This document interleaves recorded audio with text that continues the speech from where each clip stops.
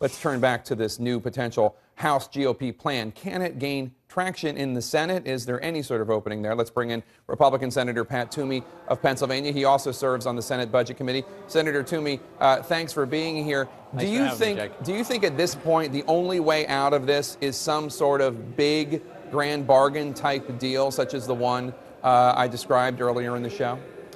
I think a big grand bargain is quite unlikely, Jake. Honestly, I think the biggest problem is the president's insistence that he will not negotiate. The president thinks that he should be the first and only president in modern times not to have to address the most challenging issue that faces our country, which is getting our spending, getting our fiscal house in order. Every previous president in my lifetime has agreed to address those things and done so over the debt ceiling and the funding of the government.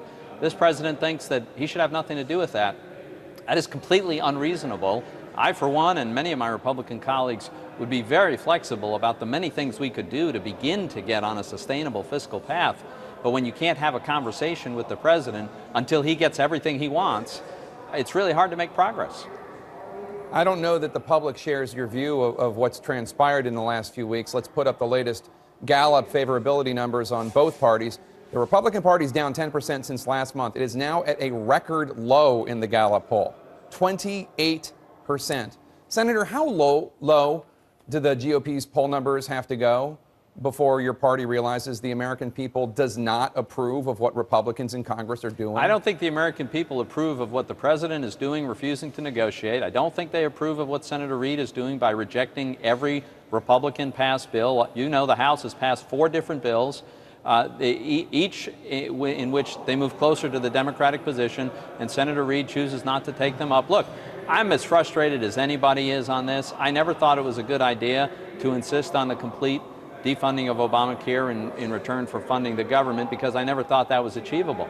But it's obvious that this bill is badly flawed. Speaker Boehner's right when he points out that their president's granted all kinds of waivers to other groups, but yet individuals are being forced to buy a product on an exchange that doesn't work.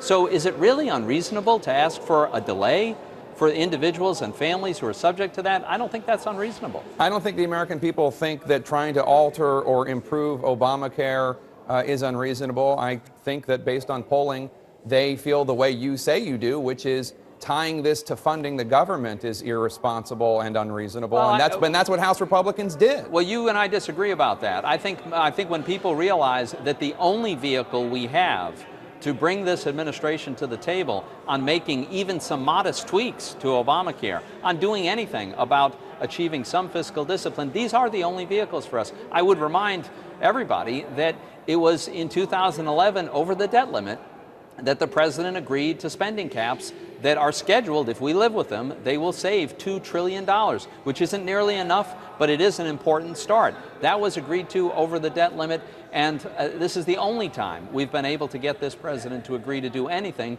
to solve the actual problem we have. Let's turn to the debt limit in the 2 minutes we have left. You and many Republicans are arguing that it is, as you say, irresponsible for the Obama administration to suggest that we're going to default on our debt if we go past this October 17th deadline. You're not saying that it's no big deal if we do it. I mean, you are a reasonable man. You believe that we should raise the debt ceiling before October 17th, right?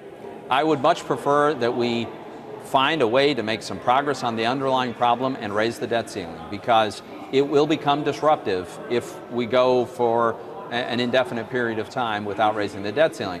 But I will also say that it is completely untrue that we will necessarily default on our debt. You know, the ongoing tax revenue coming into Washington is about 12 times what it takes to service our debt. The payment mechanism is separate for debt service from all other payments. So the Treasury Secretary and the President would have to willfully choose to create a financial catastrophe by defaulting on our debt. I would certainly hope they would never choose to do that. I would rather they come to the table, let's work on something that begins to solve our problem, and then let's not have to confront this. But if they choose to pay down the interest on the debt, as you say, there are other things, Medicare checks, payments to the military, other items that might not go funded. And even if we're talking about paying the debt and whether or not that would cause a default, You remember Lehman Brothers, what happened when that collapsed. You remember what happened when the House Republicans failed to pass TARP. The stock market, the retirement savings, for all those Pennsylvanians you represent, that would go down hundreds of points. Jake, it's not clear exactly what would happen. I don't know that you or I can predict exactly what the stock market is going to do. Interestingly, the bond market has been, the biggest market in the world, has been watching this whole debate, and it hasn't budged. So investors in U.S. Treasuries don't seem to be too worried that they're not going to get their interest and principal payments. By the way, I've introduced legislation that would require the Treasury Secretary to prioritize interest on our debt, Social Security payments, and active duty military, including the provision that in the event that on any given day there weren't enough cash to honor those payments, the Treasury would be authorized to borrow such sums as necessary. Senator, look, that's not the path that we want to go down. Right. But I can't control the outcome of a vote, and I can't force a president to be reasonable about these things. We should at least have a contingency in place that minimizes damage. You can't predict, I can't predict. The people who are paid to predict, like Morgan Stanley research analysts, they say we're entering an econ DEFCON 3. Jitters rising, financial conditions tightening. You really believe there's not going to be any negative market reaction if we go past this deadline, and it won't hurt your constituents' retirement? I didn't say there were no negative consequences, but also I would point out Moody's put out a memo just 2 days ago in which they made it very clear there would be no default on our debt even if the debt ceiling were not raised, and there would be no threat to the creditworthiness of the United States. As I've said before, this is not the path that I prefer. My preference is that we have a president who would actually take on the responsibility of his office and sit down with us and address the fundamental problems that cause us to keep borrowing so much money. We're spending too much. And I'm not asking to completely solve the problem. How about we make just a little bit of progress? I don't think that's unreasonable.